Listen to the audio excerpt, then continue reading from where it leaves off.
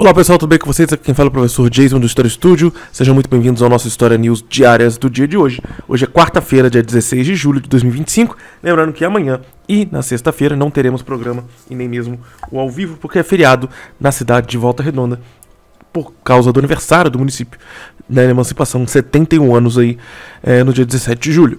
E não é muito por conta disso também não, é porque eu faço aniversário de casamento e aí eu vou viajar com a minha esposa para esse final de semana, mas domingo teremos a nossa live resumindo todas as notícias da semana, inclusive aquelas que não foram comentadas aqui nos programas de segunda, terça e quarta, tá bom? Vamos lá. O episódio de hoje vai ser mais corrido porque eu tenho um compromisso agora muito importante e eu preciso correr para gravar, né? Comecei a gravar agora um pouco mais tarde, exatamente porque eu também estava produzindo materiais para esses dias aí de folga, tá? Lembrando, mesmo tendo folga, amanhã temos notícia publicada no nosso Instagram e no nosso site. E também temos um texto especial, um artigo, contando a história do pequeno vilarejo de Santo Antônio de Volta Redonda, seu processo de descoberta pelo governo Vargas, a construção da CSN, a construção do processo de urbanização da nossa cidade e também da emancipação ali pelo Sávio Gama, né, colocando ele como primeiro prefeito de Volta Redonda há 71 anos atrás. Então a gente conta toda a história da nossa cidade, aqui da cidade de Volta Redonda, no sul fluminense, para vocês no nosso texto especial de amanhã, tá bom? Mas vamos para as notícias de hoje, gente, que eu não posso me demorar, já estou bem atrasado. Bom, vamos lá. Primeira notícia de hoje é uma notícia velha, né, mas é uma notícia sobre a China, porque hoje a gente tem um especial China. O programa de hoje vai falar um pouquinho, vocês viram na thumbnail aí, né, e também no resumo.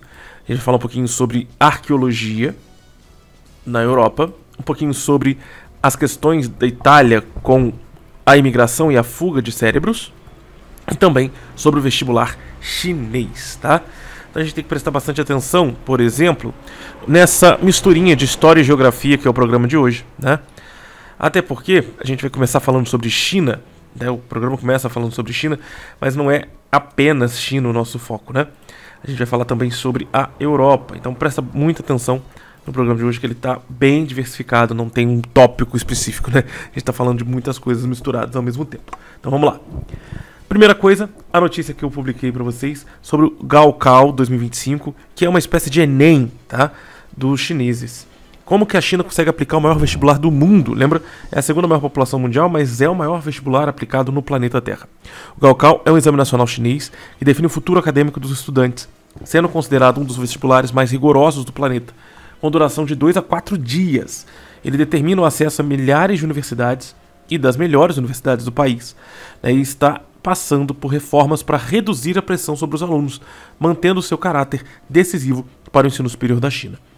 A Gaokao não é só um exame, é um marco na vida de milhões de jovens chineses. A gente vê que no Japão, por exemplo, né, o acesso à universidade também é muito tenso, gerando também inúmeros suicídios naquele país.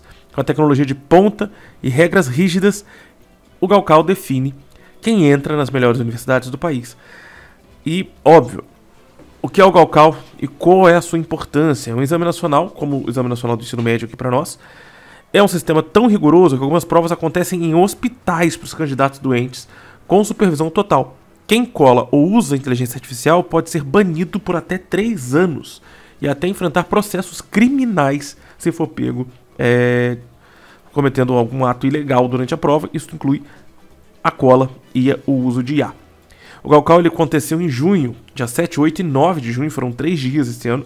A prova começa às 9 e termina às 17, com pequenos intervalos aí para almoço, tá? Tem um intervalo na prova. Cada dia tem disciplinas diferentes. No primeiro, os alunos enfrentam chinês e matemática, né? A língua local e matemática. No segundo, é a vez do inglês e ciências. E o terceiro varia conforme a região do país. A duração total da prova por dia chega a 9 horas. Em algumas cidades tem exames extras por cursos específicos que podem estender o calendário de exames. Olha que curioso, né? E o Gaokao varia de 0 a 750 pontos, tá? Cada matéria vale aí cerca de 150 pontos, tá bom? A redação sozinha, tem redação também da prova de linguagens, come 20% dessa pontuação. Loucura, né? Uma prova bem difícil. E aí, seguindo sobre China, né, seguindo aqui o nosso ponto sobre China, a gente tem também uma outra notícia que ela vai ser publicada ainda hoje, aqui no site do Story Studio, que é a China resistindo ao tarifaço dos Estados Unidos e o PIB do país conseguindo crescer no segundo trimestre, mesmo com o tarifaço do Trump, mais de 5%, tá?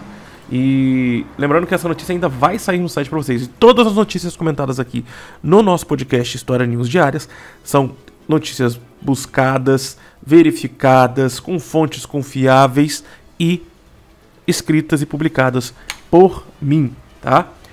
Você pode observar aí que algumas imagens são de inteligência artificial, exatamente para agilizar o nosso processo, tá? Para não ficar buscando imagens que têm direitos autorais e ficar naquela dúvida, tem direito autoral ou não tem. Eu prefiro gerar elas por inteligência artificial, tento gerar da melhor maneira possível para evitar essa questão de direitos autorais e também para que a gente possa ter um pouco mais de agilidade no processo. Ao invés de eu ter que ficar montando imagens no Photoshop, eu gasto mais meu tempo verificando a veracidade do texto e escrevendo o texto e depois revisando esse texto, né? Porque o texto é muito mais importante do que a imagenzinha de capa, apesar da imagem de capa ser fundamental para chamar a atenção de vocês, tá? Então a China resiste ao tarifaço dos Estados Unidos e o PIB do país cresce 5,2% no segundo trimestre. A economia chinesa conseguiu superar as previsões aí de crescer 5,2% no segundo trimestre desse ano, de 2025, mesmo com o tarifaço do Trump. Lembrando que as tarifas do Trump chegaram a 225% contra a China, tá? Uma loucura. A gente está aqui lutando pelos 50% para reduzir de volta para os 10% pelo menos, e enquanto a China passou por essa turbulência e mesmo assim conseguiu crescer 5% de acordo com o escritório chinês, tá? Bom, seguindo as nossas notícias do dia, depois de falarmos sobre China, vamos então para a parte de arqueologia, que a gente está chegando na Europa, né? Estamos migrando de um continente para o outro, falamos bastante já sobre o tarifaço do Trump durante essa semana, e agora a gente entra num outro registro, que é a arqueologia, que eu não venho falando desde o primeiro programa, né? Então, arqueólogos descobrem o primeiro pote romano intacto na Irlanda, em um sítio da Idade do Ferro. A descoberta de um pote romano intacto na Irlanda comprova relações comerciais ativas entre o Império Romano e a Irlanda no século I d.C. Os romanos ainda não haviam chegado naquela região. Eles nunca chegaram na Irlanda, né? O artefato encontrado no sítio arqueológico de Drumnadach está em perfeito estado e será analisado para revelar seu conteúdo original e a importância histórica. Uma descoberta arqueológica surpreendente acaba de reescrever parte da história da Irlanda. Esse pote intacto foi encontrado, né, e os arqueólogos estão ali tentando entender como que esse pote romano chegou ali. Ele é desse período, né, e a gente tem que entender agora, dentro das escavações desse sítio arqueológico, a importância histórica desse pote, que se realmente ele serve para a comprovação das transferências comerciais e de relações comerciais entre Roma e a Irlanda no século I d.C., que a gente está falando do princípio do Império Romano, tá? Além disso, falando também de arqueologia europeia, vamos falar sobre a sepultura viking de mais de 1000 anos, que revela mulher e seu cão em um barco funerário. A sepultura viking descoberta na Noruega revela práticas funerárias únicas, incluindo o enterro de uma mulher de alto status social com seu cão e diversos artefatos pessoais. Então a gente sabe que ela é uma mulher de alto status social por causa dessa relação aí de ter uma sepultura própria num barco, que é algo que era complexo de ser feito, com seus bens pessoais e o seu próprio cachorro, né? Essa descoberta arqueológica fornece insights valiosos sobre a cultura viking, mostrando seus rituais de morte, estrutura social e as relações espaciais e especiais entre humanos e animais na era nórdica. Uma incrível sepultura, então, de 1100 anos. Tá? Os arqueólogos da Noruega encontraram essa sepultura em 2023, datada de cerca do ano 900, né, depois de Cristo. O túmulo estava dentro de um barco funerário, uma prática comum entre os vikings, né, colocar os mortos num barco funerário. E isso é, obviamente, para quem tinha grana para isso, né?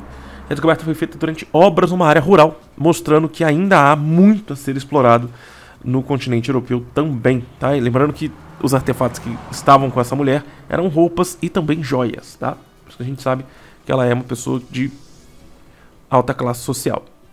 Belezinha, as duas notícias sobre arqueologia foram embora, já passaram, e agora a gente vai, como eu falei, um programa um pouco mais curto, um pouco mais rápido, porque eu tenho um compromisso agora pela manhã, né, e não dá pra gente ficar aqui preso, porque ainda tem muita coisa pra produzir, né, no dia de hoje. Então vamos à nossa...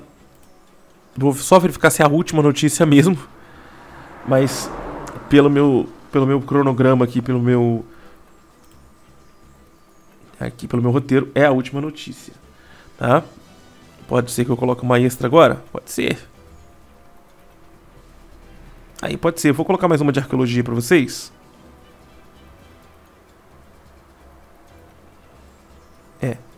Vou colocar mais uma de arqueologia pra vocês aqui. Ela ainda nem tá completa, mas eu vou trazer pra vocês pro programa não ficar tão curto, tá? Vamos lá. Entender aqui agora que a Itália, e a gente vai primeiro falar, na verdade, do Irã, né? Pra falar de arqueologia, seguir nossas pegadas aqui de arqueologia. Kohl, o que é um Kohl, né? Da Idade do Bronze, na verdade, da Idade do Ferro. Era uma maquiagem ritualística feita de manganês e grafite, ou seja, um tipo de maquiagem própria ali daquela região da Mesopotâmia, né, próximo ao Irã. Foi encontrada, e é da Idade do Ferro, né, foi encontrada no próprio Irã e revela o primeiro uso do grafite em maquiagem. Então, essa maquiagem Kohl, né, de manganês e grafite da época da Idade do Ferro, é uma maquiagem ritualística, usada para rituais naquele período. Foi usada pelas elites iranianas como símbolo de status e proteção há mais de 2.700 anos.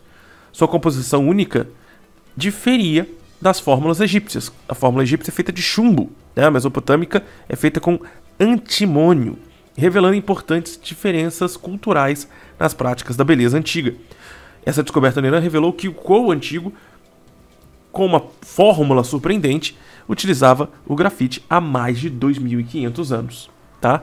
Então a gente saiu um pouquinho da Europa, fomos lá para o Oriente Médio, falar um pouquinho de uma descoberta arqueológica no Irã, né, que a gente falou bastante de conflito no Irã, mas agora a gente está falando de arqueologia para a gente voltar para a Europa e encerrar agora sim com a nossa última notícia do dia, falando sobre a Itália. A Itália registrou recordes de imigrantes e fuga de cérebros. O que é isso, né? Uma fuga de jovens qualificados profissionalmente.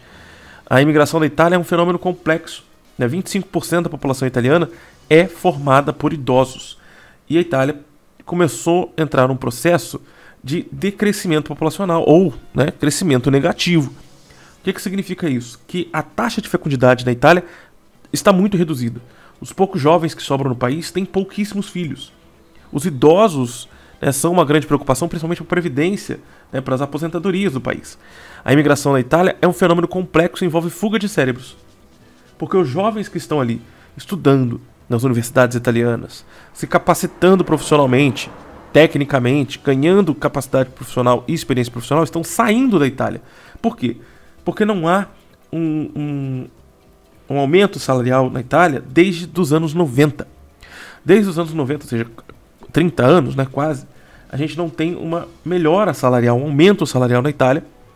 E isso faz com que os jovens saiam do país e né, se direcionem para outros países com melhor condições financeiras, pagam um pouco melhor.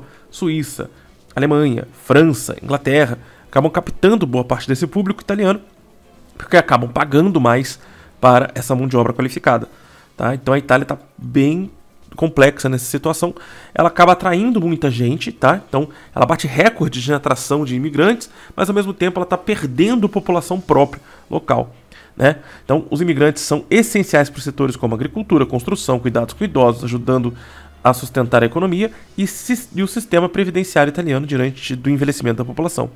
Lembra que a Itália foi o país mais afetado pela pandemia da Covid-19, né, na verdade de 2019 para 2020, por causa, principalmente o norte da Itália, por causa da grande quantidade de idosos, né, e da aglomeração, principalmente no norte da Itália, onde tem grandes áreas urbanizadas. Então a gente tem uma grande preocupação com essas famílias italianas e com essa idade avançada, tá? A imigração italiana atingiu um número histórico, mas um fenômeno paralelo chama a atenção, que é a saída desses jovens qualificados. Os principais motivos para que o fluxo aconteça é conflito na África e no Oriente Médio, oportunidade de trabalho em setores como agricultura e construção, políticas migratórias relativamente mais acessíveis. Então, por isso, os italianos acabam recebendo mais imigrantes. As regiões que recebem mais imigrantes são a Lombardia, no norte industrializado, ali próximo a Turim, a região do Lácio, onde fica Roma, e a região da Sicília, no sul da Itália, na ilha da Sicília, que é a principal entrada dos africanos para a Itália através do Mar Mediterrâneo, tá? E a saída dos jovens é por baixos salários, poucas vagas nas áreas de tecnologia e pesquisa, altos impostos e burocracia para abrir o seu próprio negócio. E como eu falei, os principais locais de destino são Alemanha, Reino Unido, Suíça e França, para essa fuga de cérebros. Isso gera uma crise demográfica, a taxa de natalidade, por exemplo, agora é de 1,24 filhos por mulher, e 40% da população terá mais de 65 anos em 2050. Então essas são as notícias do dia de hoje, dia 16 de julho. Espero vocês amanhã no nosso Instagram e no nosso site com outras notícias e também com o nosso texto especial sobre a história da cidade de Volta Redonda. Muito obrigado por tudo, valeu e falou!